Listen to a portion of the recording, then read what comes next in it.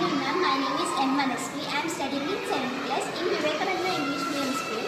My team member name is N. Navya. Now I am going to explain my project. My project name is digestive system.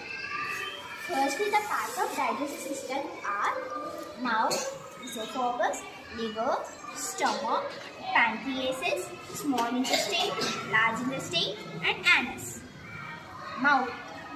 The food is broken into small pieces. మనం ఏదైతే ఆహారాన్ని తీసుకుంటామో ఆ ఆహారం కొన్ని భాగాలుగా అవుతుంది.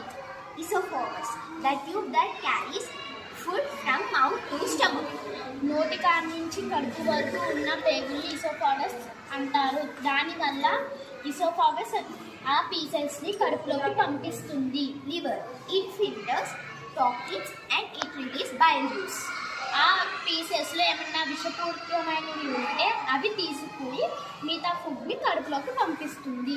Stomach. When we eat our food, it goes down to stomach.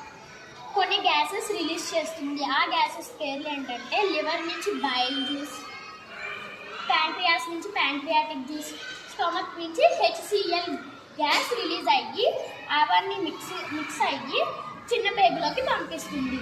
Pancreas. It releases pancreatic juice. Small intestine. When we eat our food, it goes down to small intestine. చిన్న పేగు ఏం చేస్తుందంటే ఆ ప్రోటీన్స్లో ఏమైనా ప్రోటీన్స్ కానీ మినరల్స్ కానీ ఉంటే అవి తీసుకుని మిగిలిన వేస్ట్ అంతా పెద్ద పేగులోకి పంపిస్తుంది. ఆ ప్రోటీన్స్ని బ్లడ్ ద్వారా మొత్తం బాడీ పార్ట్స్కి పంపిస్తుంది. Large intestine. Once all taken, good step is throw out with the help of anus. ఈ పెద్ద పేగు ఏం చేస్తుందంటే దాంట్లో ఇంకా ఏమైనా ప్రోటీన్స్ ఉంటే అవి తీసుకుని మిగిలిన వేస్ట్ యానస్లోకి పంపిస్తుంది. యానస్ ఏం చేస్తుందంటే ఆ వేస్ట్ మొత్తం టాయిలెట్ ద్వారా బయటికి పంపించేస్తుంది. దీనివల్ల మనం ఏం అండర్స్టాండ్ అవ్వాలంటే జంక్ ఫుడ్ అవాయిడ్ చేయాలి, అన్నీ మంచి ఫుడ్స్ తీసుకోవాలి, హెల్త్ కేర్ బాగా ఉండాలి. Thank you.